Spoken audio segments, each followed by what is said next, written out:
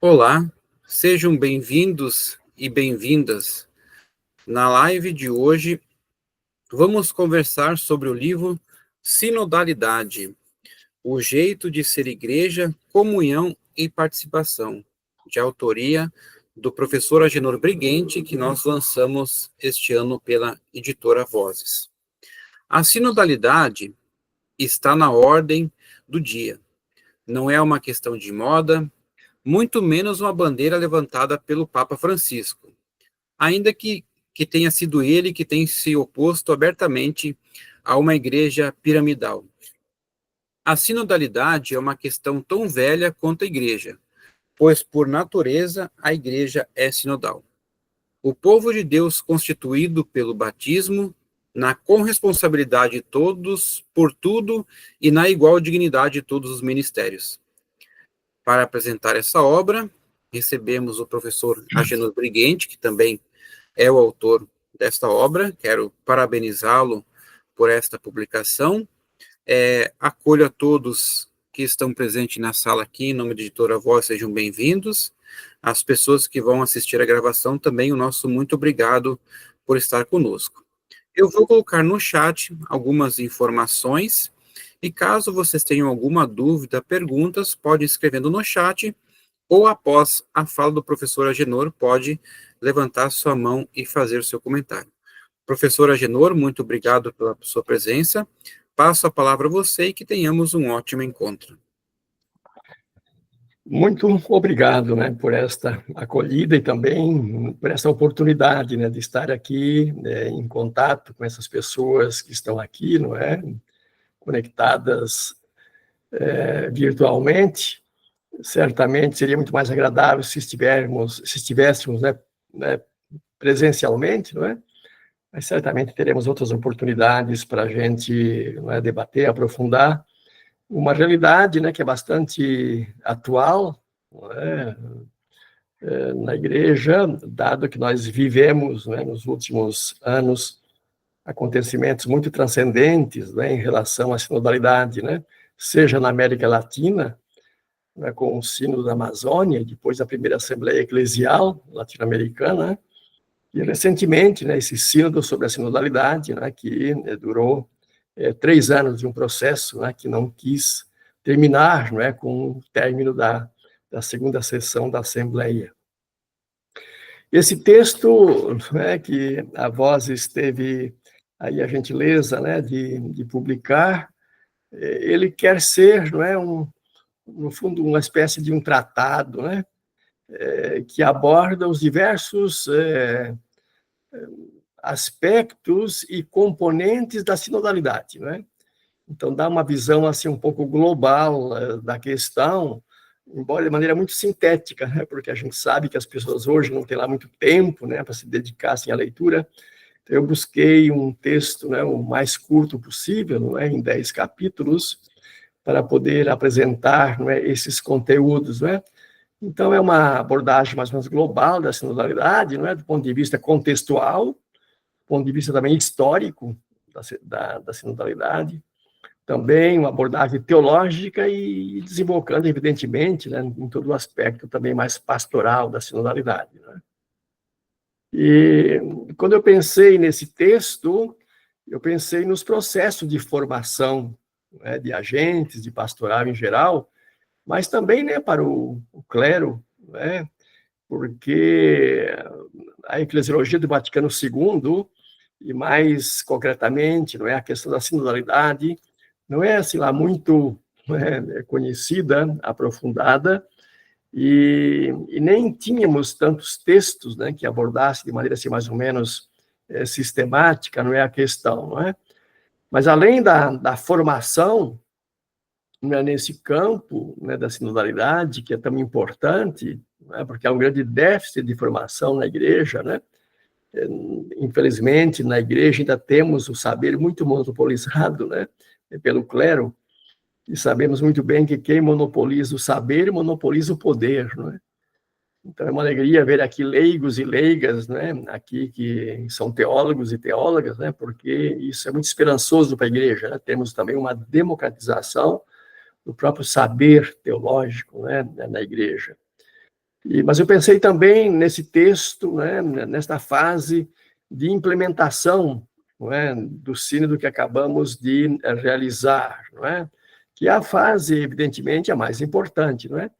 Porque não se trata simplesmente, não é, de uma implementação ou de uma implantação, mas precisa haver realmente uma recepção criativa, né, das proposições do documento final.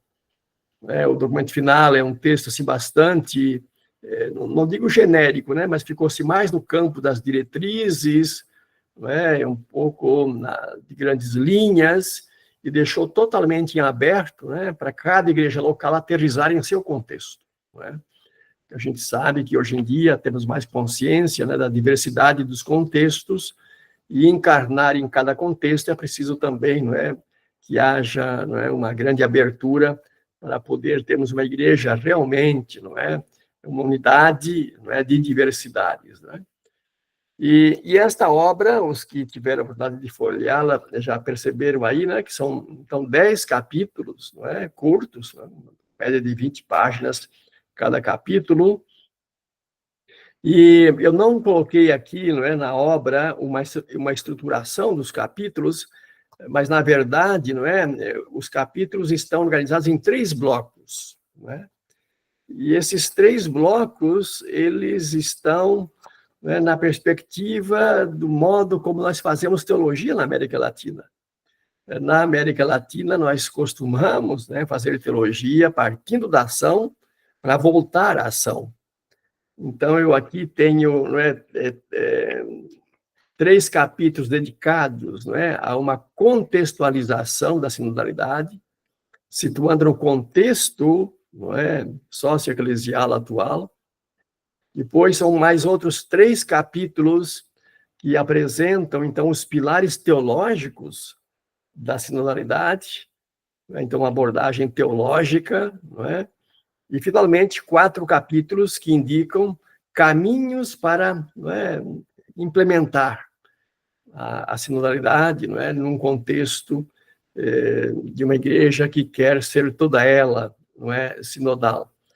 Esses 3 blocos vão um pouco na perspectiva, do que nós conhecemos desse método que é da racionalidade moderna, um método histórico, ativo, que é o ver, julgar, agir, Em grandes linhas, é um pouco isso que a gente aqui tomou como pano de fundo para estruturar, as obras, os capítulos deste livro.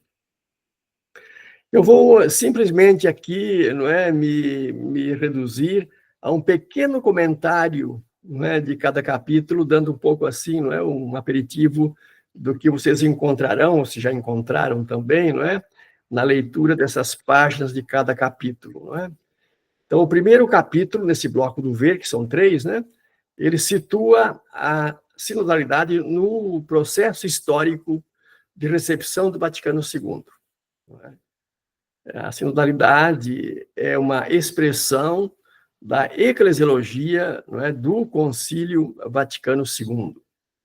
O Vaticano II, que foi um concílio que é um divisor de águas na igreja, porque foi uma volta às fontes bíblicas e patrísticas e se resgatou, de modo assim, muito particular, a igreja dos primórdios, a igreja antiga, mas no campo da sinodalidade é um resgate da igreja do primeiro milênio, porque no primeiro milênio a igreja foi muito mais sinodal do que no segundo, em que praticamente a igreja viveu um centralismo no Papa e na Curia Romana, E, então, a gente situa a sinodalidade em relação ao processo de recepção do Vaticano II, mostrando aí, que no pontificado de Paulo VI nós caminhamos para frente, em relação à eclesiologia do Vaticano II, em relação à sinodalidade, Mas depois caminhamos para trás, E muito para trás, nos pontificados de João Paulo II e Bento XVI,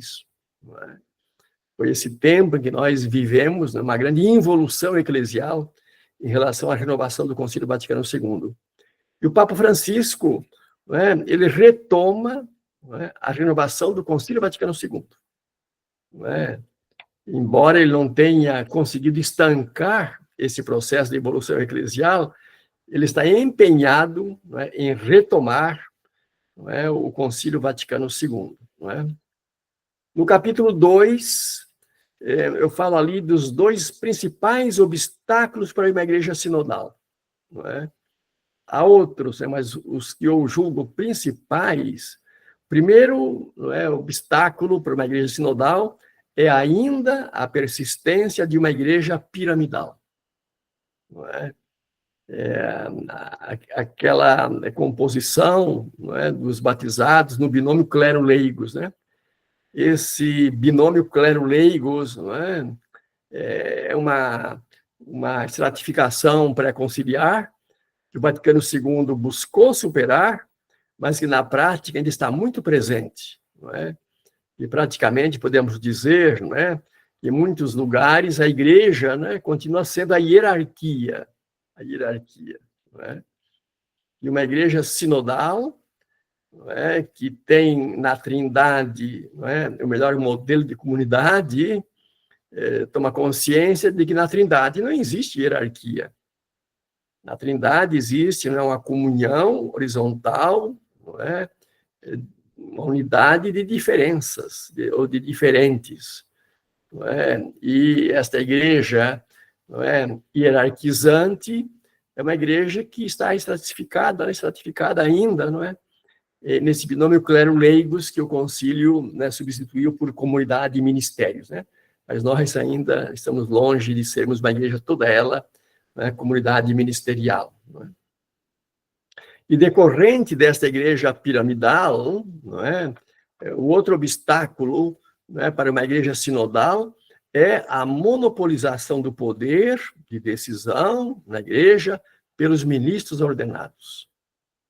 Isso também o concílio buscou superar, mas na realidade, não é, nós temos ainda muito de centralização do poder na igreja, né, nos ministros ordenados, né? E a partir da eclesiologia do Vaticano II, nós tomamos consciência de que o poder na igreja, ele não emana do sacramento da ordem. Na igreja, o poder deriva do sacramento do batismo. E se deriva do sacramento do batismo, todos na igreja precisam ser sujeitos e precisam também tomar parte dos processos de decisão. Existia aquele princípio, né, na igreja antiga, né? O que diz respeito a todos deve ser discernido e decidido por todos. Foi um princípio que reinou, né, na igreja durante todo o primeiro milênio, mas que nós perdemos de vista no segundo milênio, não é? E que o Vaticano II buscou resgatar, mas que nós não conseguimos avançar muito, não é, nessa perspectiva. E o terceiro capítulo da primeira parte, não é, que essa parte mais de contextualização, então aqui eu falo um pouco, né, do caminhar da igreja na América Latina em relação à sinodalidade. Sem medo, não é, de dizer, não é, que dos 5 continentes, não é, a Igreja América Latina é a região que mais, não é, caminhou e avançou na perspectiva da recepção do Concílio Vaticano II. E uma igreja que mais também tem exercitado, não é, a sinodalidade. Não é? Claro, fomos muito melhor do que estamos hoje, né? Mas na América Latina, por exemplo, não é, nós tivemos no final do século XIX o chamado Concílio Plenário Latino-Americano, não é? E depois tivemos a Conferência de Rio de Janeiro, em 1955, 2 acontecimentos na era pré-conciliar, né, mas que já foi um esforço de reunir, né, a Igreja do continente.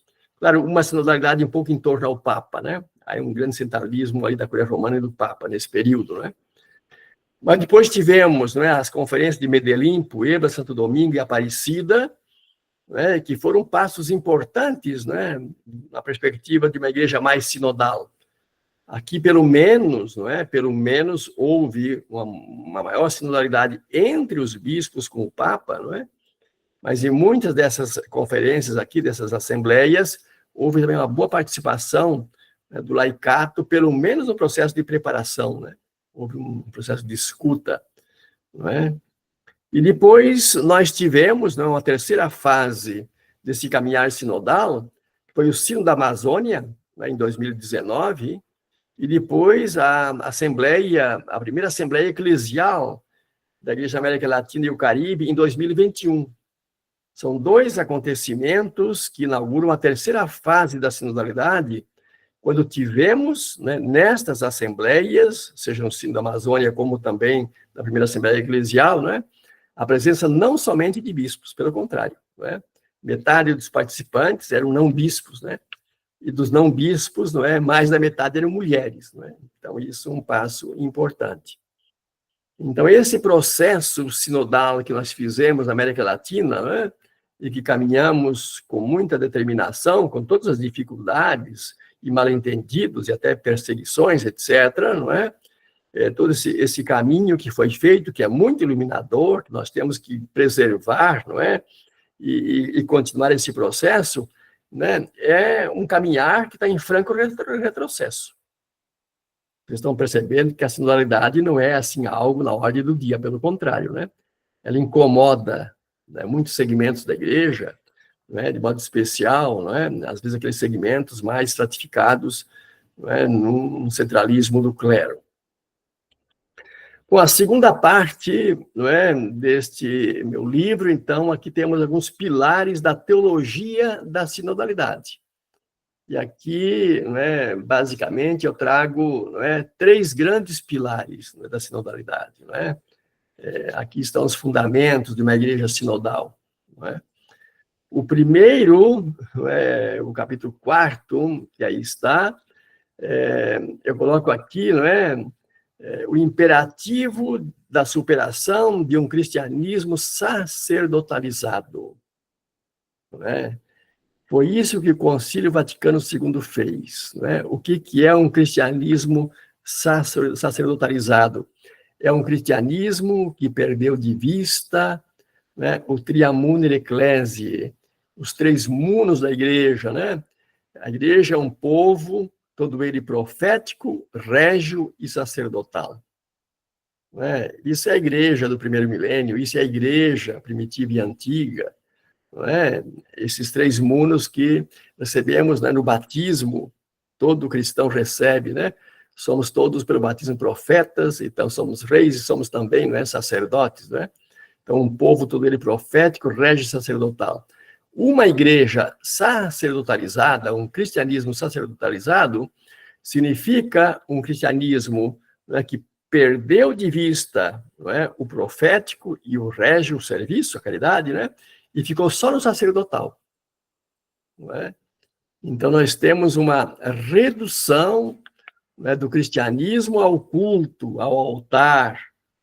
Não é? Então, um cristianismo praticamente, não é, que se reduz a uma casta que é a classe dos ministros ordenados, né, com o ministério reduzido ao sacerdócio. O concílio vai dizer, não é, de que o ministério do presbítero não é o culto, né? Ele é o ministro da palavra, né? O ministério profético, a caridade. Né? O sacerdotal entra, mas é um povo todo ele sacerdotal. E o presbítero preside um povo todo ele sacerdotal. Né? E vocês têm notado, né, como nas últimas décadas nós que havíamos já superado esse cristianismo sacerdotalizado em muitos aspectos, como isso voltou e está voltando cada vez mais. Sobretudo, não é, nos padres assim mais jovens, não é? Eles gostam de se autodenominar sacerdotes, neossacerdotes, não é? Aliás, não é? O concílio não usa mais sacerdote, não é? Isso não se aplica ao presbítero, né? Isso é totalmente inadequado, né?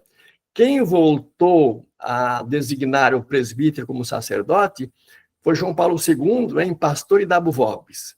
Né? Com esse documento, ele voltou àquela linguagem pré-conciliar.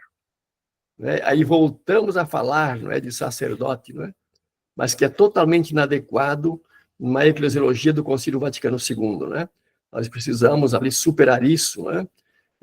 E resgatar, né, esse triamunere ecclesiae, né, os 3 muros da igreja. Né? A igreja é um povo de Deus, todo ele profético, régio sacerdotal, todo ele.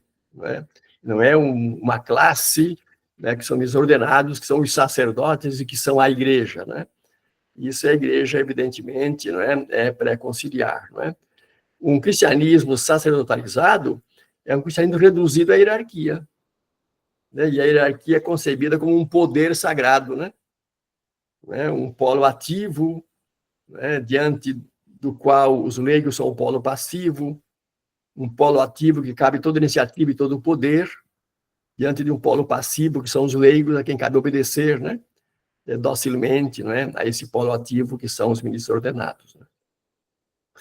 Outro pilar teológico da sinodalidade é uma igreja, não é, pautada por uma cultura eclesial marcadamente laical. O que significa isso? Significa o redescobrimento da dignidade do batismo. Isso fez a Eclesiologia do Vaticano II. Né? É do batismo que brotam todos os ministérios, inclusive os ministérios ordenados. Não é? O Mengêncio vai dizer que existe uma radical igualdade em dignidade, né, de todos os ministérios. Não é? É o que nós havíamos acostumado, né, a chamar de igreja povo de Deus, né? Mas que a partir de 1985, com aquele sínodo que buscou fazer uma reforma da reforma do Vaticano II, que não conseguiu, evidentemente, não é? Mas deixou-se de falar de igreja povo de Deus, que pode se prestar, não é, a mal-entendidos, a uma igreja popular, né, contra uma igreja hierárquica, etc. e tal, não é? E aí se preferia chamar de igreja comunhão, mas comunhão entendida de maneira vertical, né? Comunhão com a hierarquia, não é? E não comunhão no sentido horizontal entre todos os batizados, como é a verdadeira comunhão na igreja, né? Então, o Vaticano II, não é, vai dizer que esse povo de Deus é um sujeito comunitário, né? Ele constitui o nós da igreja. A igreja não é a soma dos batizados. A igreja é o nós dos batizados, né? Então, é um sujeito comunitário, né? Não é soma de indivíduos, é povo, né? E é um sujeito também, diz o sínodo, histórico. Histórico no sentido de que é um povo de Deus que peregrina na história, no seio de uma humanidade toda ela peregrinante. Isso é a Lumen Gentium, não é? Isso é um pilar importante da sinodalidade, né? Sinodalidade é o povo de Deus caminhando, não é? Junto, entre todos os batizados, mas com toda a humanidade, né? Não à parte. Não é? E o terceiro pilar, não é, teológico da sinodalidade é a igreja constituída por uma comunhão de dioceses. O concílio vai dizer, não é, que a igreja católica ela está presente, não é, ela subsiste, não é, em cada igreja local, em cada diocese. Não é?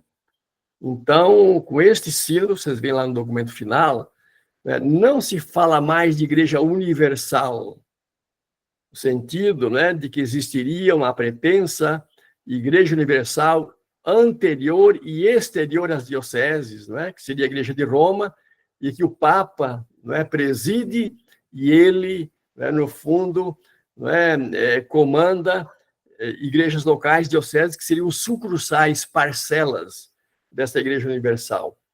O concílio vai dizer que as igrejas locais, as dioceses, não são parcela, parte da igreja universal. Elas são porção do povo de Deus. E a igreja universal nada mais é do que a comunhão das igrejas locais, a comunhão das dioceses, não é? Então, lá no documento final, vocês verão, né, ou já viram, que não se fala mais de igreja, não é, universal, e não se fala mais de igreja particular. Que o particular dá a ideia de uma parcela, de uma parte, né? O texto vai falar sempre de igreja local. Essa igreja que acontece, não é, num lugar, num contexto, não há igreja sem contexto, não é, concreto, sem território. Não é? Isso é muito importante, não é? Então, esse é um dos pilares aqui, não é, teológicos da sinodalidade. Então, igrejas locais em comunhão umas com as outras. E ali, não é, está a importância né, dos agrupamentos de igrejas locais, como são as conferências episcopais, como são as conferências continentais, não é? O sínodo vai dizer, não é, de que a igreja em âmbito nacional, não é, precisa ter também, né, o seu magistério, como também continental, né, ter um magistério, né, ter ali, né, uma função também doutrinal, no sentido, né, de ter uma autonomia também em relação, né, ao discernimento, né, em questões também de fé, na unidade da igreja, evidentemente, não é? Então, esses agrupamentos de igreja, né, adquirem, com a sinodalidade, um valor muito grande. Não é correto dizer que cada bispo, que cada diocese é autônoma e presta contas ao Papa.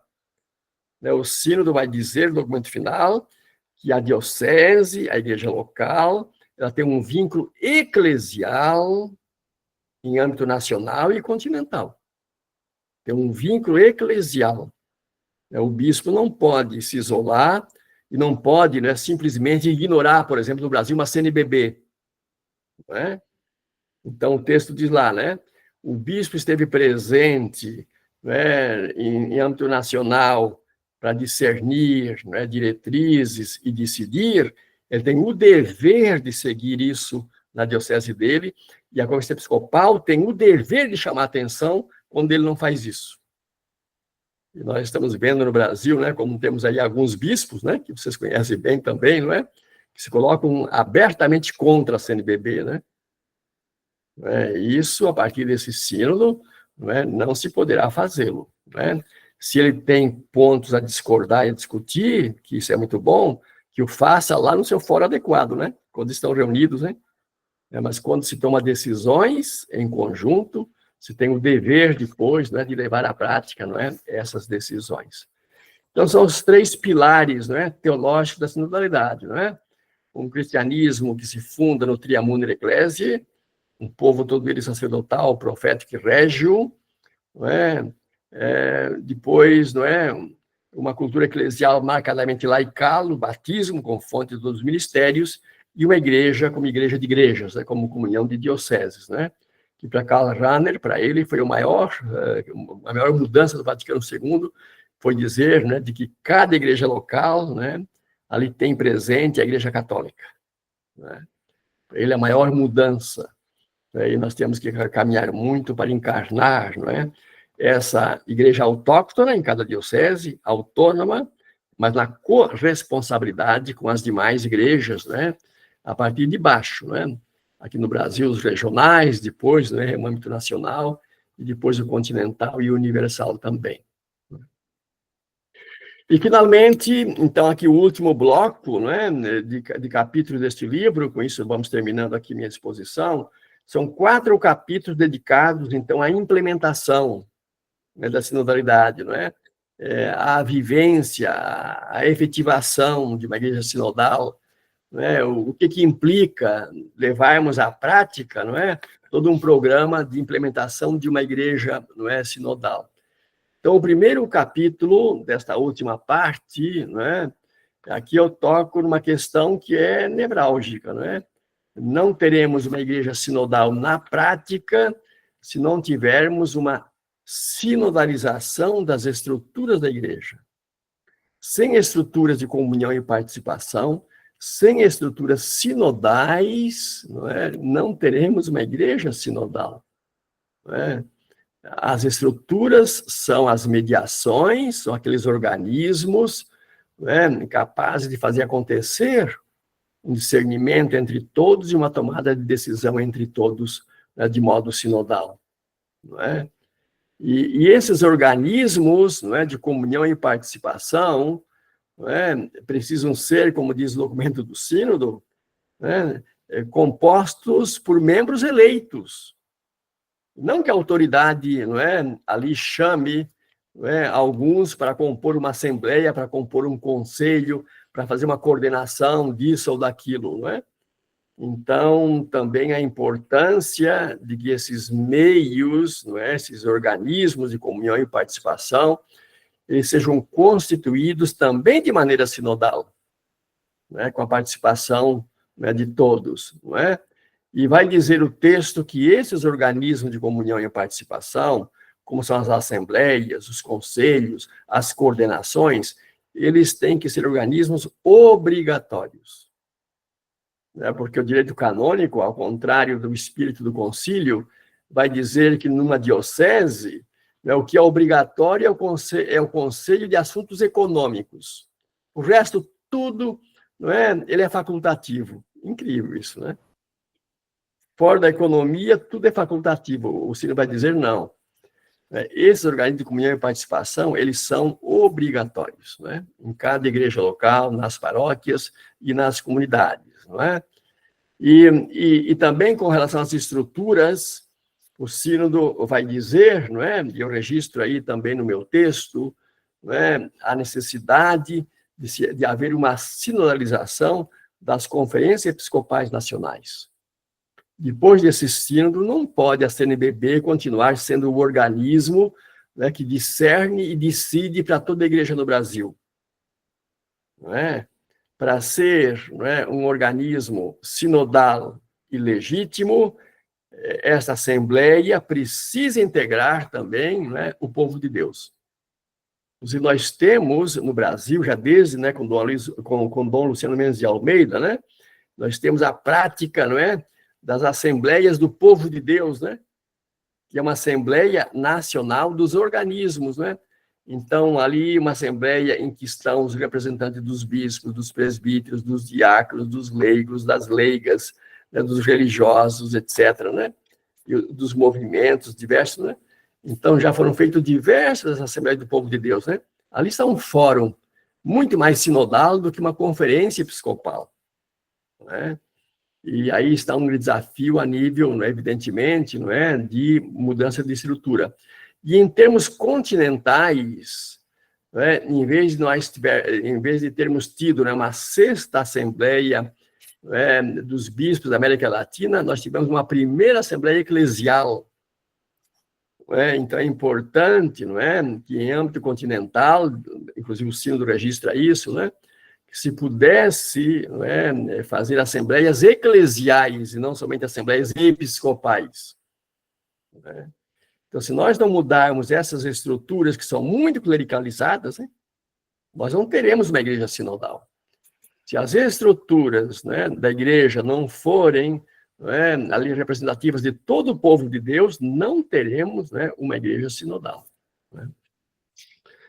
O segundo capítulo, não é, dos 4 últimos, que trata da implementação, não é, da sinodalidade, aqui, não é, trata da comunidade eclesial como sujeito eclesial. A comunidade eclesial como um todo. O povo de Deus como um todo, seja nas comunidades, nas paróquias, nas dioceses, em âmbito nacional, o povo de Deus sujeito, né, do discernimento e da tomada de decisão. Então, nesse sentido, não é, os ministros ordenados, bispos, presbíteros e diáconos, não é, eles precisam, não é, estar aí integrados no seio das comunidades eclesiais como membros da comunidade, como membros do povo de Deus, e não como quem comanda ou como quem decide pelo povo de Deus, né? Bispos e presbíteros e diáconos são membros do povo de Deus e, portanto, são membros também, né, dentro de uma assembleia, não é? Não deixava de ser assim, muito significativo, né? Na aula Paulo VI, né, lá em Roma, né? Aí 32 mesas redondas, todos ao redor de uma mesa, né? Inclusive o Papa, né? Também numa mesa redonda, não é? Ele não deixou de ser Papa. E ninguém deixa de exercer seu ministério, né, se coloca em mesa redonda. Ele está fazendo o seu ministério, o ministério de comunhão, de participação, né, de busca conjunta, né, e deixando de exercer o ministério de forma autoritária. Né? Então, comunidades sujeitos, não é? E aqui, não é, implica, então, uma união intrínseca entre discernimento e decisão. Que às vezes também na igreja, né, existe consulta, consultamos e depois quem decide são outros. Não, para que haja uma igreja sinodal, é preciso que os consultados também depois decidam. Né? Então, ninguém, né, objeto de decisão, mas sujeito também das decisões, não é? E do discernimento. Não é? E o capítulo 9, que é, não é, o terceiro desta última parte de implementação, né, da sinodalidade, aqui eu trato da teologia e do ministério do teólogo. Aqui são vários teólogos e teólogas que estão aqui presentes, né, como se apresentaram anteriormente. Não é? Então, não é segredo para vocês, né? Nós experienciamos muito bem nesse sínodo como continua havendo na igreja uma desconfiança nos teólogos e teólogas. Não é? Existe ali, não é, uns preconceitos, não é? E como se a teologia, né, fosse uma ideologia ou se fosse, não é, uma teoria abstrata. Não é? E o padre Comblan dizia, né, que na igreja dos últimos séculos houve apenas 2 momentos em que magistério e teologia convergiram, coincidiram, em que bispos e teólogos estiveram juntos, não é? E houve uma interação, não é, recíproca. Foi no Concílio Vaticano II e na Conferência de Medellín. E, de fato, não é? No Concílio Vaticano II, houve ali uma convergência entre magistério, não é, e teologia, e teólogos. Não é? E também em Medellín. Mas, fora disso, nos sínodos que aconteceram depois, mesmo esse sínodo agora que realizamos, não é? Ainda não há uma integração plena, né, dos teólogos e das teólogas, não é, no processo sinodal. Não é?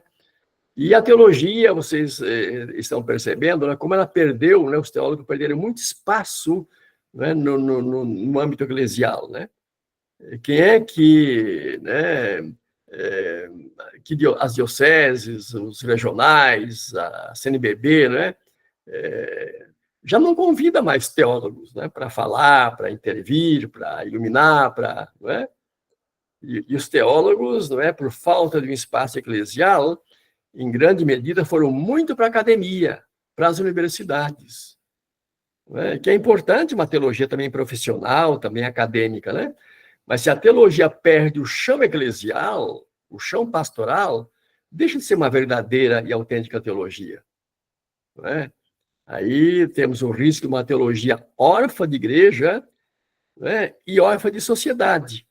Porque se também o teólogo e a igreja não estiver aí inserida na sociedade, que tipo de pastoral de evangelização vamos fazer, né? Senão aquela que deve ser transformadora também do mundo e da história. Não é?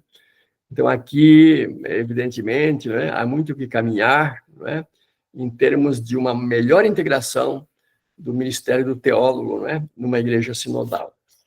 E, finalmente, o último capítulo, com isso nós terminamos aqui, não é? Eu trato aqui, não é, da projeção da ação pastoral de modo sinodal e a gestão, né, desta ação projetada também de modo sinodal. O que significa isso de projeção da ação da igreja? Aqui estamos falando, né, do planejamento, não é? Quando nós ali, não é, pensamos o futuro da igreja, quando vamos discernir, né, os caminhos, os passos a seguir, a dar, não é? Isso tem que ser feito de modo sinodal. Não é? Não pode ser um grupinho de iluminados, não é, que vão aí traçar, não é, os rumos, os caminhos da igreja, né? Isso tem que ser um discernimento, uma tomada de decisão entre todos, não é?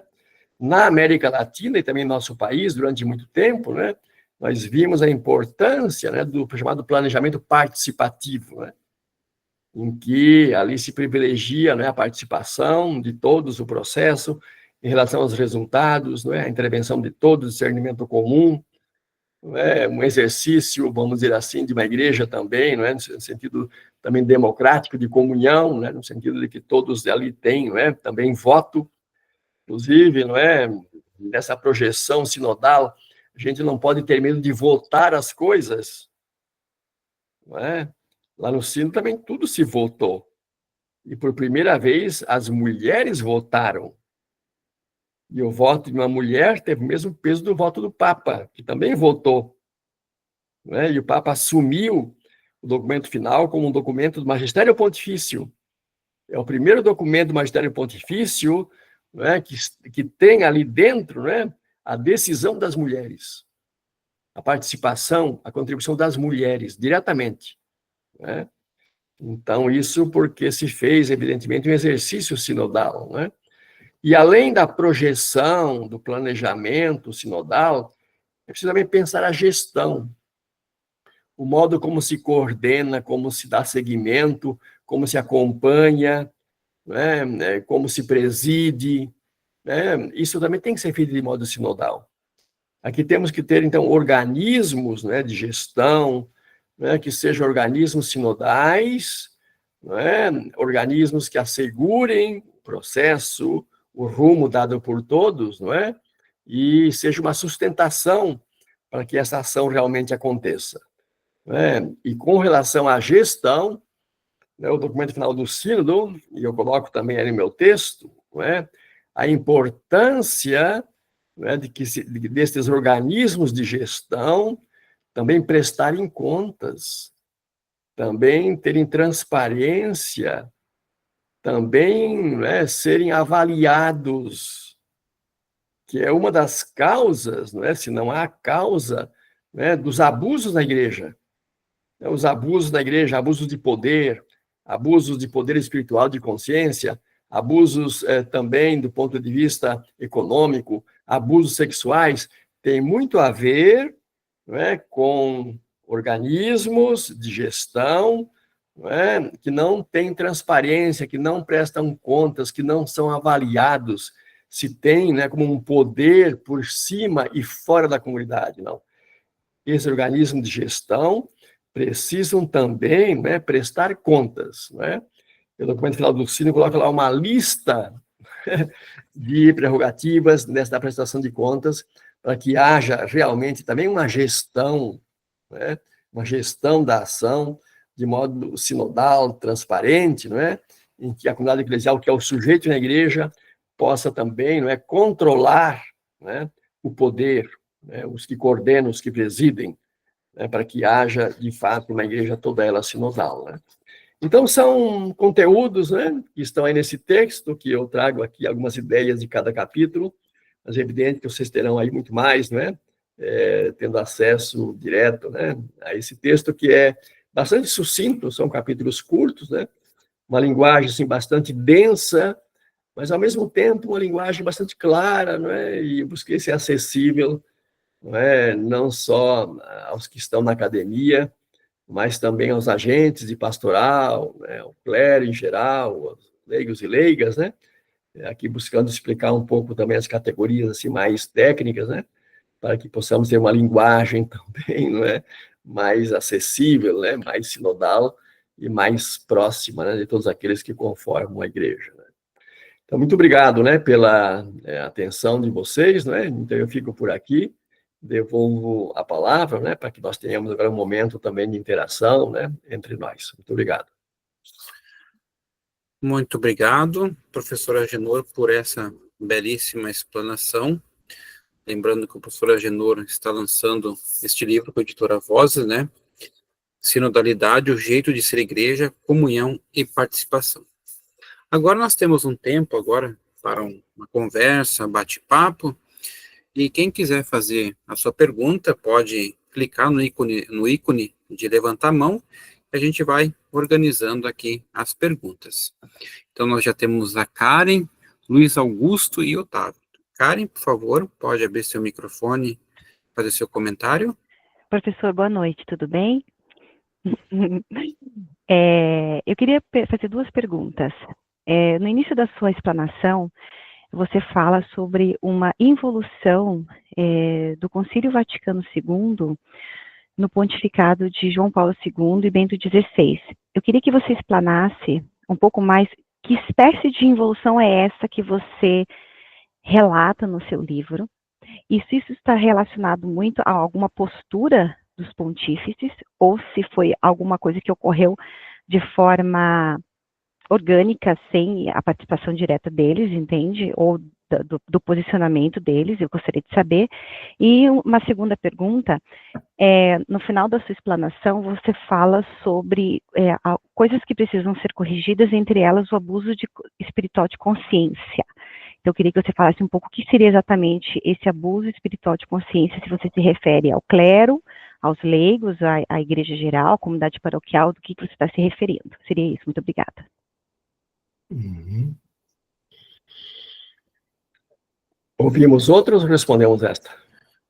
Eu acho que a gente pode responder essa, professor, e depois vamos intercalando.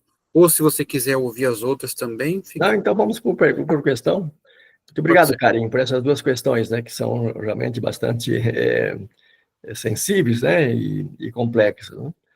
Bom, essa questão da involução eclesial, né, esse termo é de Gonçalves Faus, né, que é um teólogo espanhol que vive ainda, está com mais de 90 anos, né?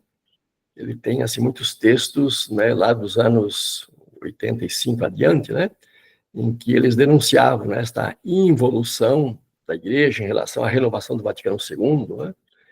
Outros teólogos falaram, né, de uma noite escura na Igreja, né, parafraseando um pouco o nosso São João da Cruz, né, noite escura, em que não se sabe bem para onde que a gente vai, etc. E tal. José Comblan falava muito, né, dessa noite escura, então a involução eclesial, noite escura.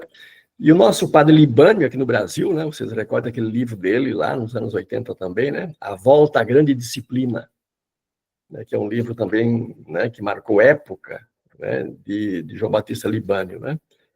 Então, basicamente, não é, em que consistiu e em que consiste essa involução eclesial em relação ao Concílio Vaticano II? O Concílio Vaticano II, não é, ele foi celebrado e recebido com uma certa assim, euforia, sabe? Com muito entusiasmo, e houve bastante empolgação. Nós mesmos, aqui na América Latina, depois com Medellín, foram assim momentos transcendentes da Igreja, né, de muita profecia, de muita participação, de muita criatividade na teologia, na pastoral, nas eclesiais de base, né, a inserção dos cristãos na sociedade em perspectiva transformadora, os mártires das causas sociais, não é? E tivemos nossa teologia também, não é? Que está aí ainda viva, evidentemente, não é? Mas foi a primeira teologia que nasceu diferente da única teologia do centro, né? E nasceu na periferia, né? E foi uma teologia que já nasceu mártir, né? E nós tivemos também, em nosso país, também teólogos que foram punidos, né? Como Lardo Boff e Ivone Guevara, né? Nós olharmos hoje o pontificado de Francisco, né, e a razão pela qual eles foram punidos não teria hoje nenhum motivo, pelo contrário. Igreja, Carisma e Poder, esse livro do Leonardo Boff, se vocês leem hoje, não é? Ele diz menos do que diz o sínodo da sinodalidade. Então você diz que caso esses teólogos, nos tempos atuais, dissessem o que disseram no passado, hoje eles não seriam punidos. Tanto que o Papa Francisco recebeu esses teólogos aí, né?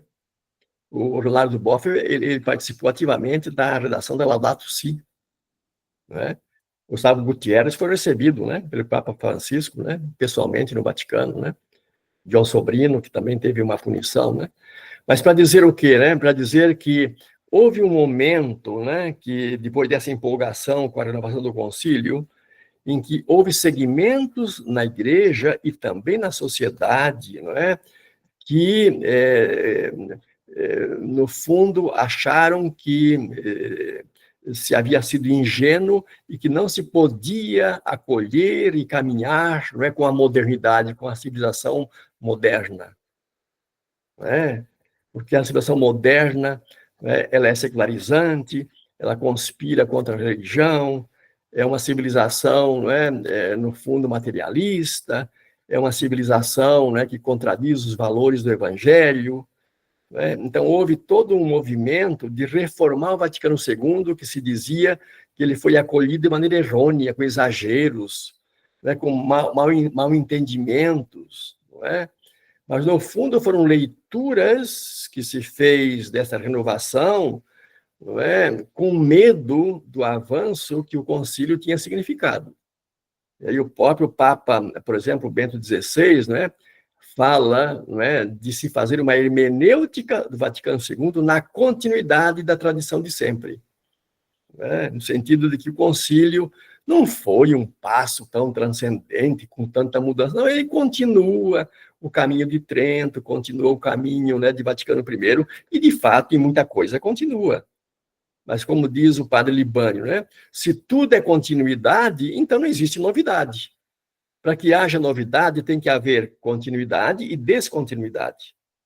Então, foi um concílio que continua muita coisa da tradição, ele não rompe com a tradição, mas ele descontinua também muitos aspectos, né? Porque é um outro mundo, um outro contexto, uma outra realidade, outros valores, né? Que a igreja precisava dar passos, né? E aí, então, esse medo de avançar, né, levou diversos segmentos da igreja a apostar nas velhas seguranças do passado. Né? Então, não é, nós temos que ser fiel à tradição, mas o que entende por tradição? Tradição não é entendida como a igreja desde os primórdios até o final dos tempos. Não. Tradição, no fundo, é um período da história da igreja. Né? Então, eles pegam de Trento até metade do Papa Pio XII, esta é a tradição da igreja. Né? Não, isso é um período da tradição. Tem que situar no contexto da ampla tradição. Né? Então, cai-se em quê? Em tradicionalismos. Tradição é uma coisa, tradicionalismo é outra. Ou então, nós temos que preservar a doutrina. Não é? Só que aí, a doutrina, o que é a doutrina? É uma versão cultural da verdade, teológica da verdade. Nós sempre pensamos dentro do paradigma de uma época, dentro de um contexto cultural. Então, nós temos uma versão humana da verdade que é transcendente. Não é? Aí se toma a formulação como se fosse a verdade. Não é? Então, tomamos a doutrina lá de Trento, da Idade Média, como uma formulação para sempre. O concílio vai dizer que existe uma evolução do dogma. Não que a verdade mude, mas o que nós temos da verdade é uma compreensão humana, é uma formulação humana. E nós, como somos seres históricos e culturais e vamos mudando, também nossa visão da verdade, nossa concepção da verdade, nossa formulação da verdade tem que mudar. Tanto que o concílio reescreveu todos os tratados da teologia, todos. Não é? Não porque a verdade mudou, é que nós compreendemos de maneira mais ampla a verdade. Revelação significa tirar o véu, né? Então, nós temos ali, né, a fonte da teologia, que é a revelação, que é a Bíblia, mas Deus é tão grande, o mistério é tão grande que está ali, não é, que nós levantamos a pontinha do véu. Temos muito mais que descobrir, e vamos perscrutar isso até o final dos tempos, não é? A gente tem que estar aberto, né, a esse Deus que é sempre novo em cada manhã. Do contrário, nós vamos enquadrar a Deus, enquadrar, né, o cristianismo dentro de certos parâmetros, né, que são de um tempo passado, né, e vai se tornar uma ideologia, não é? E o Santo Agostinho dizia, né, que Deus é esse, né, que compreendes e que cabe em tua cabeça. Se compreendes, então não é Deus, né? Então ele dizia a ele, né, que a fé está muito mais próxima da dúvida do que da certeza, né? Porque a fé nos leva para esse mistério insondável e amplo, né? Então, nesse sentido, né, que o concílio faz a igreja, né, uma igreja peregrina, né, na história e em relação também, não é, à verdade revelada, um perscrutar continuamente, não é? E aqueles que querem certezas absolutas, definitivas, né, para sempre, não é? E que acabam caindo, então, em tradicionalismos e fundamentalismos, né? E estão muito presentes hoje em dia também, não é? Então, nesse sentido, não é, um grande responsável por isso foi Bento XVI, né, quando o cardeal Ratzinger, quando João Paulo II trouxe, né, para a Congregação da Doutrina da Fé. Então, ele, Ratzinger, Bento XVI, ele fez o Vaticano II, mas ele disse, naquele tempo eu era um jovem, fui muito ingênuo e eu me enganei, né? E a partir de 68, ele começa a revisar tudo, sabe? Né? E ele implementa na igreja, depois, a partir da Cúria Romana, né, essa revisão do Vaticano II. Né? E só no pontificado de João Paulo II, 250 teólogos tiveram processo, foram processados. Imagina, né? E no pontificado de Bento XVI, mais um montão. E no pontificado de Francisco, ninguém mais tem processo. Ninguém mais. Os que tinham já não valem mais, não tem mais, e nenhum mais foi processado. Ah, esses processos foram anulados, então? É porque, no Foram fundo, prescritos. Não tem razões, né? Uhum. Não tem razões, né? Eu estava ali no Sínodo agora, então, um teólogo do México, né, que foi também processado, condenado, não foi condenado, mas estava um processo lá, né? Então, ele perguntou assim para o presidente ali da Doutrina da Fé: vocês me convidaram aqui para o Sínodo, né? Eu estou aqui como perito, mas eu tenho um processo aqui na Cúria Romana. O que acontece com aquele meu processo lá? Aí ele respondeu: se você foi convidado para assessorar esse sínodo, é sinal que aquele processo não existe mais. Então é um novo momento, né, nesse sentido, né, que nós estamos vivendo, né? Mas nós vivemos 3 décadas de involução eclesial em relação ao Vaticano II. E o Papa Francisco, ele retomou o Vaticano II junto com a Aparecida. Foi a Aparecida que retomou o caminho do concílio, e o Papa Francisco, não é? Só existe Francisco porque existiu a Aparecida. Ele foi quem coordenou o documento de Aparecida, a redação, né? E ele foi quem levou, né, para a Congregação dos Cardeais, né, essa voz da Igreja da América Latina, e por isso ele foi nomeado, não é? Mas nem o pontificado de Francisco ele conseguiu estancar, né, esse processo de involução. Existem segmentos na igreja, não são muitos, são pequenos, mas são muito ativos, muito presentes nas redes, vocês estão aí, né, vocês conhecem no Brasil também, né, certos grupos ali, né, são tradicionalistas, fundamentalistas, fazem grande estrago, né, e que, inclusive, não reconhecem o Papa Francisco, que é sede vacante, né, e que rezam para ele morrer. Vocês têm visto aí, né, que o Papa Francisco sempre dizia: rezem por mim. Agora ele acrescenta: rezem a favor. De maneira assim, muito jocosa, né? Porque tem gente rezando contra, né? Rezando para ele morrer, né? Então, né, nós vivemos outros tempos, né? Mas muitos segmentos da igreja vivem ainda aqueles outros tempos, né? Obrigada, professor, Fora do contexto. pela explanação. E para terminar, a questão aqui dos abusos, né? Uhum. Então, o que significa isso? No fundo, não é, quando a autoridade, não é, os ministros ordenados, não é, eles não prestam contas, eles não têm transparência, não são avaliados, não é? Então, cria-se assim, não é, um ser ali praticamente sagrado, não é? E isso, não é, esse distanciamento e essa sacralidade, não é, do seu ofício leva, não é, no fundo, a autoritarismos. E aí o Papa Francisco tem falado em 4 tipos de abusos, né? Então, esse autoritarismo, não é, leva a abusos de consciência. Abuso de consciência, sabe, são esses grupos, essas novas comunidades de vida também, que às vezes tem ali um fundador, sabe, que manipula a consciência dos seus seguidores, né? Que exige uma obediência cega. E obediência cega é um ato imoral. É um ato imoral, né? Nós temos o dom do discernimento, né? Então, né, já aí vários desses fundadores foram punidos, né? Porque existe realmente lavagem cerebral ou manipulação ou intromissão realmente na consciência do outro, né? Agora está sendo lançado ali a igreja, agora o Papa Francisco avisou, né? Que está criando ali, né, lá um grupo para investigar na igreja os abusos espirituais, nesse sentido, né? Essas direções espirituais, que não é direção espiritual, sabe? No fundo, é uma direção que é uma intromissão na consciência do outro e manipulação do outro, né? Isso leva também a abusos de poder, né? Leva a abusos econômicos, porque não prestam contas, e leva a abusos também sexuais, né? Que é um grande escândalo que nós também, né, estamos vendo. Nosso país estourou menos que em outros, né? Mas em outros, né, está se pagando um preço tremendo, porque a credibilidade da igreja, né, vai a zero. E para reconstituir isso, né, isso é um caminho penoso e longo. Obrigado, Karen, por tuas questões. Obrigada, professor. Muito obrigado. Agora passo a palavra ao Luiz Augusto.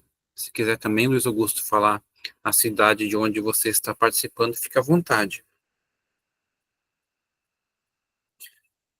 Não está saindo o som, Luiz. Agora, saindo? Beleza? Sim, perfeito, ótimo. Eu sou de Bragança Paulista, mas no momento eu estou aqui no encontro, perto de Ouro Preto. Eu gosto muito quando o Brighente tem comentado que o sino da sinodalidade representa para nós não um ponto de chegada, mas um ponto de partida. E, nesse sentido, a preocupação que eu coloco é a seguinte: se no próprio sínodo se coloca que as conferências episcopais, cada país deverá realmente formar comissão, vai acompanhar as dioceses, né, para que seja implementado, né, o sino da sinodalidade, enfim, a sinodalidade nas dioceses, por isso nas paróquias, nas comunidades e tudo mais. Para que isso aconteça, é importante realmente retrabalhar o estatuto das conferências, estatuto teológico, estatuto jurídico. Senão, que autonomia, né, que poder tem as conferências hoje de atuar hoje nas dioceses? E isso é um trabalho longo. Se agora demorou 20 e poucos anos para sair o resultado aí do missal, foi um pedido de João Paulo II e saiu no Papa Francisco, quanto tempo vai demorar para retrabalhar esse direito canônico, para que a diocese tenha o poder, a autonomia, para, através de comissões, acompanhar as dioceses, porque cada bispo é um papa na sua diocese. Não quero citar nomes aqui, né? Nomes aqui que é até estranho, nem estou falando daquele que se opõe ao Papa Francisco. Então, aí fica uma questão, né? Quando realmente a gente vai ver esse sínodo da sinodalidade realmente ser hoje recepcionado? Se o sínodo foi uma recepção do Concílio Vaticano e não das conferências episcopais latino-americanas, como exemplo, e como a gente vai recepcionar esse sínodo? Olha, esse sínodo, ele ainda não terminou, né? Porque existem 10 questões, 10 temas mais sensíveis, mais profundos, mais complexos, que foram confiados a 10 grupos de estudo, e esses grupos de estudo, eles vão trabalhar até em junho do ano que vem. Depois, as conclusões desses grupos vão ser enviadas às conferências episcopais, e elas vão ter que ali criar alguns fóruns a nível da Assembleia do Povo de Deus para discernir, né, e depois devolver, né? Então, para dizer, não é, de que a mudança, por exemplo, do direito canônico está no centro dessa questão da sinodalidade, não é? E um desses grupos está trabalhando isso, né? Inclusive, a posição deste grupo é de que esse código não dá mais para remendar, sabe? Ele não serve.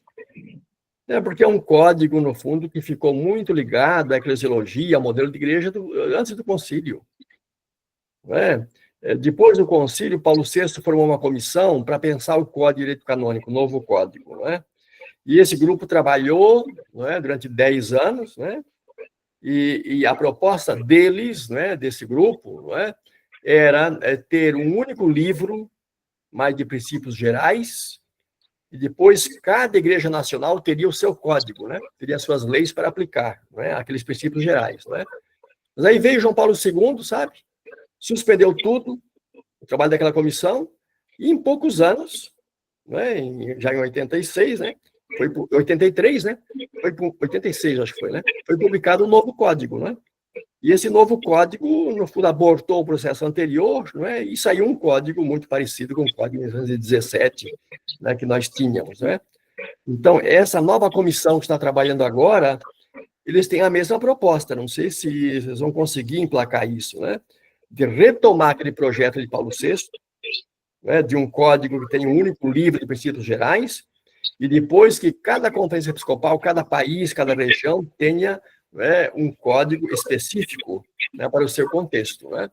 Porque realmente, né, se não houver uma mudança no Código de Direito Canônico, nós não vamos poder avançar na sinodalidade. Embora vocês também saibam muito bem, não é, que nós no Brasil, nós aprendemos muito bem a fazer a diferença entre, né, o que é pastoral e teológico e o que é canônico, né? E muitos bispos fazem isso, né? Muitos bispos fazem isso. Isso é um discernimento importante, não é? Mas existem outros que levam à risca o direito canônico, hein? Aí emperra tudo, né? Então, no caso, por exemplo, das conferências episcopais, né, elas tiveram novos estatutos, né, refeitos, né, no tempo de João Paulo II, em que as conferências voltaram a ser só de bispo. Vocês lembram do nosso tempo aqui no Brasil, né? Ainda há pouco nós falávamos de Dom Ivo Lorscheider, né? Que foi um dos nossos grandes bispos da CNBB.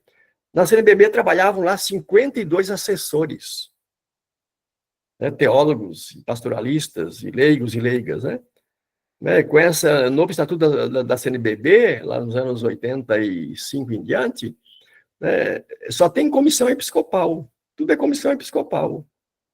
Né? E não tem mais teólogo assessor, né? Tem lá uns secretários, né?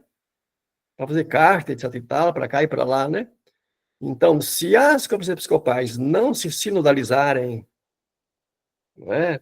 Nós também não vamos avançar, não é? Eu estou aí na coordenação da equipe de teólogos da América Latina, lá junto ao CELAM, e nós temos aí um projeto montado, né? Já estamos trabalhando, né? Que vai ser de uma sinodalização das estruturas eclesiais em âmbito continental, nacional, diocesano, paroquial e das comunidades. Né? Então, vamos trabalhar de cima a baixo, né? A proposta, né? Vamos ver, né? Em que sentido vai haver uma aderência, né? Mas, em todo caso, o sínodo leva para isso, né? Nós temos uma mudança, né? De todas as estruturas, e as conferências episcopais, elas são fundamentais, né? Para uma mudança. Porque o sínodo, por exemplo, né, então diz que a conferência episcopal não pode, né, simplesmente ignorar, né, o que um bispo faz em sua diocese, né? Ela tem que acompanhar e tem que promover uma comunhão das igrejas locais, né? Então, tem que intervir, porque, não é, no momento, em nosso país, por exemplo, né, nenhuma palavra, né, desses bispos que destoam. Não só destoam, como destroem também, né? E às vezes nos meios de comunicação, isso é muito sério, gente. E não só bispo, né? Tem padre aí também, né, que tem mais projeção e poder do que um bispo. E tem padre aí que tem muito mais projeção e mais influência do que todos os seminários do Brasil. E que acaba formando novos padres aí, né? Então, isso tudo é muito sério. É preciso tomar uma posição, né? Senão nós não vamos avançar, não é, na renovação do Concílio Vaticano II. Uma igreja, comunhão de igrejas locais, não é, em comunhão entre si, né, em âmbito, não é, nacional, continental e universal. Não é? E o povo de Deus como sujeito comunitário, né, e sujeito histórico. Né? Ali está o sujeito da igreja. Obrigado, Luiz, hein? Muito obrigado, Valeu, professor. obrigado. Agora passamos a palavra ao Otávio, por favor. Pode abrir seu microfone. Bom, boa noite a todos. Vocês estão me ouvindo? Sim, perfeitamente. Em primeiro lugar, queria agradecer ao professor Briguente pela excelente palestra, pela excelente fala. Eu já venho acompanhando, né, há um tempo, um passado recente, inclusive adquiri 2 dos seus livros, exatamente sobre o Concílio Vaticano II, mas não vou citá-los aqui porque não são da Vozes, e aí o Jailson vai ficar meio chateado comigo aqui, né? Sem problemas, Otávio. Faz parte do crescimento, divulgação. Pode citar, fica à vontade. Não, estou brincando. Bom, eu escrevi alguma coisa aqui para falar mais rápido. Mas muito do que eu iria falar foi falado pelo Luiz Augusto. Exatamente, era isso daqui. Ele tocou no ponto principal, que há bispos, por exemplo, como o senhor citou, há bispos no Brasil que são contra a CNBB. Isso é um absurdo, e é um absurdo, porque é um fórum onde eles podem discutir e caminhar juntos, né, como igreja. Né? E ao serem contra a CNBB, eles levam também os seus fiéis a serem contra a CNBB. Eu sou leigo, não sou teólogo, mas quantos leigos, eu convivo com leigos, né, católicos, quantos falam mal da CNBB? Porque exatamente o seu bispo, né, não gosta da CNBB. Essa era a pergunta. As igrejas locais, elas dependem fortemente dos bispos locais. Quer a gente queira, quer a gente não queira. Tá? E eles determinam se a sua igreja será ou não será sinodal. Eles determinam. O senhor citou o Paulo VI. Eu gostava muito do Paulo VI. E a canonização dele, para mim, foi mais que merecida. Mas não sei se o senhor se lembra, durante meu Deus, o mandato, não é mandato, não me vem a palavra à cabeça. Durante Pontificado? O pontificado, exato, obrigado. Durante o pontificado de Paulo VI, houve uma forte dissidência, feita por um bispo francês chamado Marcel Lefebvre. Eu não sei se o senhor se lembra disso. E muitos bispos apoiaram Marcel Lefebvre. No Brasil, né, conheci pessoas que diziam: ele está certo, Paulo VI está errado. Então, o que esse bispo fez? O Marcel Lefebvre, ele criou um cisma dentro da igreja, e os seus padres, e ele como bispo pode ordenar outro bispo, continuou, ou seja, dentro dessa diocese, dentro dessa igreja local, houve uma ruptura com o Vaticano.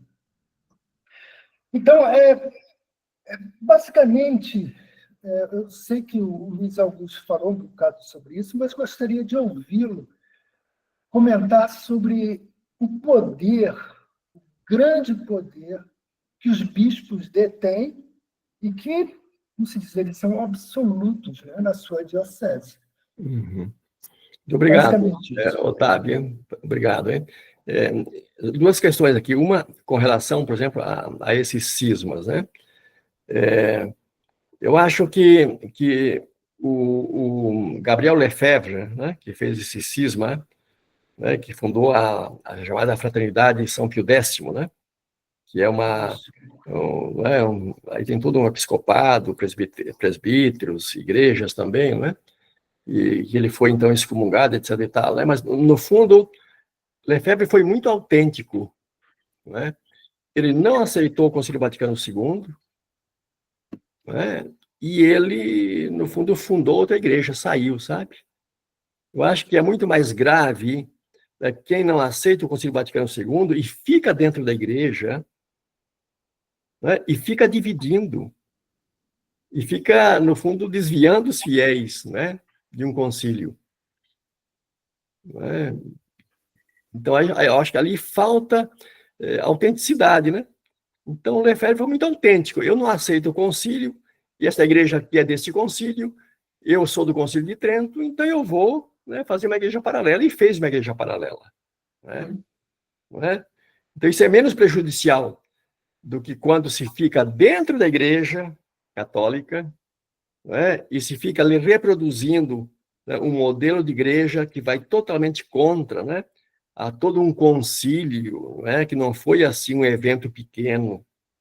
Foram 5 anos, um longo processo de preparação, daqueles grupos que prepararam o Concílio Vaticano II, como movimento bíblico, movimento teológico, movimento catequético, movimento dos padres operários, o movimento patrístico, movimento, né? Então, foram vários movimentos que, desde os anos 30, 40, eles viveram o Vaticano II antes do Vaticano II. Foram grupos que foram condenados pelo Papa Pio XII, todos os grupos foram condenados em 1950, pois foram reabilitados por João XXIII e fizeram o Concílio Vaticano II. E muitos deles depois voltaram a ser condenados por João Paulo II. Impressionante, como o Congar, por exemplo. Né? Então, foi um concílio, né, que reconciliou a igreja contra o mundo moderno depois de 500 anos de lutar contra a modernidade. Esse cardeal Casper diz, né, os grandes valores da modernidade, eles foram gestados fora da igreja, contra a igreja, mas fundados em valores evangélicos.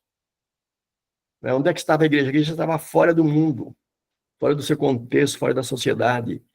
E João XXIII fez um adornamento, colocou a igreja na ordem do dia, trouxe a igreja para os tempos modernos e fez essa reconciliação. E hoje estamos de novo defasados com relação ao nosso mundo de hoje. De novo defasados, né? cardeal Martini, né, dizia que a igreja está 200 anos atrasada, de novo. Não é? E, voltou para trás em 60 anos, 200 anos. Né? Mas tem gente que está muito mais atrasada que 200 anos, está lá em Trento, né? Está lá 500 anos atrasada, sabe? Né? Então, nesse sentido, né, que o Papa Francisco não tem tolerado ficar dentro da igreja sendo contra o Vaticano II. Né? Vocês viram esse grupo de irmãs, de religiosas na Espanha, né? Que foram excomungadas. Elas, né, romperam com o Vaticano II, romperam com o Papa, então foram excomungadas.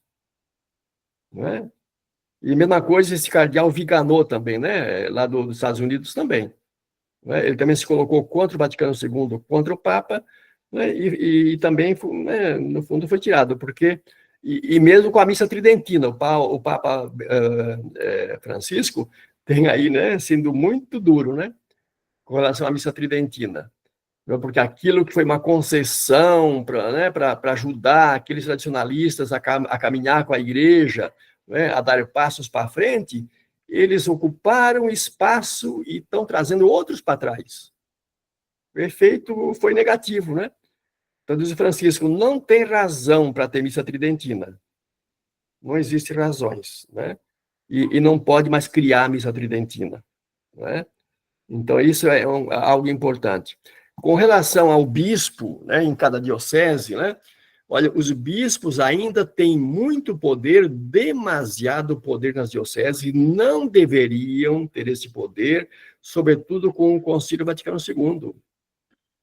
Então, nesse sentido, né, é importante que nós, né, todos, leigos e leigas, presbíteros e todos, nós ajudemos a igreja a superar, né, essa grande defasagem que existe ainda entre o Ministério Episcopal pré-conciliar e o Ministério Episcopal no contexto do Concílio Vaticano II. O Concílio Vaticano II criou, né, na diocese, como espaço de discernimento e tomada de decisões, as assembleias diocesanas. As assembleias diocesanas não são a assembleia do bispo, são a assembleia da diocese. Criou o Conselho de Pastoral Diocesano. Não é um conselho do bispo, é um conselho da diocese. Criou o Conselho Presbiteral Diocesano. Não é conselho do bispo, é conselho da diocese. Então, é preciso fortalecer os organismos diocesanos, não é? E convidar o bispo a ser membro, a integrar-se nessa dinâmica, sabe? Nós temos aí em nosso país vários exemplos, né? Dioceses em que chegou um bispo para destruir tudo que o outro tinha feito e não puderam, porque ali tinha plano de pastoral, ali tinha conselho, ali tinha coordenação, ali tinha gente organizada, né? E resistiram, estão resistindo. Né?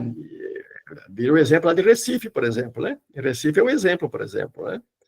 É um bispo que foi lá, né, encomendado para destruir tudo que Noé tinha feito, né? E não conseguiu. Não conseguiu, né? Porque na Quinta-feira Santa, o bispo estava lá com 3, 4 na catedral e todo o presbitério estava rezando lá, né, lá na outra igreja. Né? E foi uma resistência. Então, nós precisamos... E a mesma coisa numa paróquia, gente. Não se pode permitir, né, que um pároco chegue e comece do zero.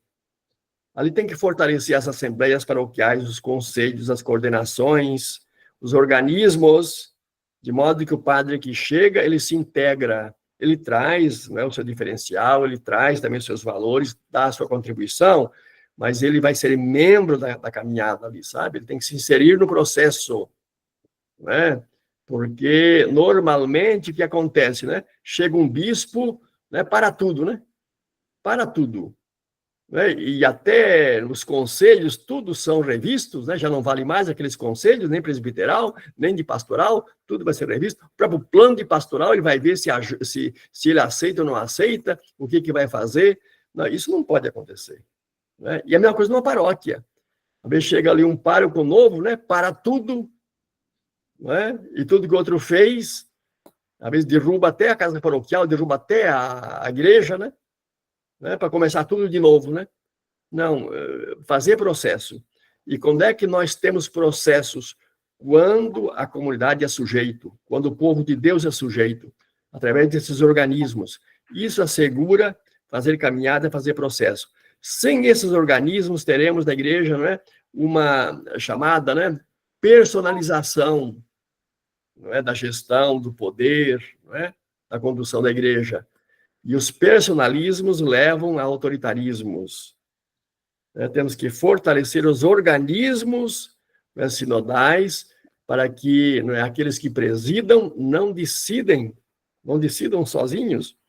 Quem preside não decide, ele harmoniza a participação de todos para um discernimento e decisão por parte de todos. E a autoridade é membro, não está por cima ou fora. Não é? Então, temos que dar passo nesse sentido, né, para também fazermos, né, de nossos ministros ordenados membros do povo de Deus, né, e não, né, condutores. Né? Em Aparecida, me recordo bem, né, foi muito difícil, porque sempre no texto aparecia os bispos, né, que comandam o povo de Deus, os bispos, né, que são mestres do povo de Deus. Aí foi muito difícil, mas está lá, os bispos, membros do povo de Deus. Membros. Não deixe de ser mestre, não deixe de ser bispo, não deixe de exercer, né, o seu ministério como membro.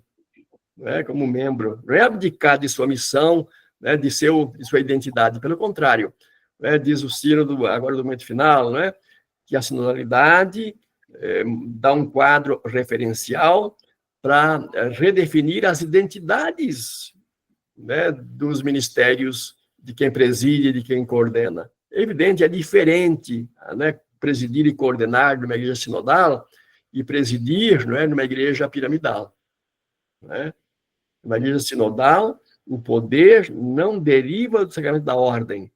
Na igreja sinodal, o poder, ele emana do sacramento do batismo. Então, valorizarmos, né, o batismo. Veja como é que nós batizamos uma criança, gente. O sacramento mais importante é o batismo. Deveria ser muito mais solene o batismo, né, de um cristão, né, de um pagão, do cristão ali, né, do que uma ordenação de bispo. É mais importante o batismo que a ordenação de um bispo, ou do que a ordenação de um padre. Então, veja como é que nós ordenamos um padre, né? Como é que nós batizamos uma criança, hein? Às vezes sem nenhuma solenidade, sem nenhuma dignidade, sem nenhuma, né, visibilidade, né? Quando deveria ser uma festa, um acontecimento, porque é ali que começa a vida cristã, e é ali que está a grandeza, né, de cada cristão, né? No batismo, porque é do batismo que vão derivar todos os ministérios, inclusive os ministérios ordenados, derivam do batismo, e a serviço, né, desta igreja dos batizados. Né? Eles se tornam servidores. O Sínodo vai dizer, uma palavra um pouco forte, né, que são colaboradores dos leigos das leigas. Né? Palavra forte. São colaboradores. Né? E esse é o termo, servidor colaborador, né? E não aquele que coloca, né, todo mundo em função deles. Né? Então, nesse sentido, nós temos que caminhar muito, né, porque nós temos, no fundo, quase que uma episcopalização da igreja, sabe? Não é? E o bispo é membro do povo de Deus, não pode ser ali aquele ator, né, que tem todas as prerrogativas e todo o poder. Obrigado, Otávio, hein? Obrigado, professor. Mais uma vez, um prazer ouvi-lo. Obrigado. Estamos chegando ao horário previsto do término do nosso encontro. Em nome da editora Vozes, quero agradecer muito ao professor Agenor Brighenti pela disponibilidade e atenção de ter se debruçado, de ter preparado essa obra maravilhosa, Sinodalidade, o jeito de ser igreja, comunhão e participação. Em nome da editora Voz, professor Agenor, nosso muito obrigado. Agradeço também a todas as pessoas que participaram da nossa live. Caso você conheça alguma pessoa interessada também que não pôde participar por compromissos pessoais ou profissionais, nós gravamos e vamos disponibilizar no YouTube da Editora Voz. Então, por favor, se inscreva lá no YouTube e assim você receberá a notificação de quando a gravação estiver disponível. Desejo uma excelente leitura do livro e até a próxima.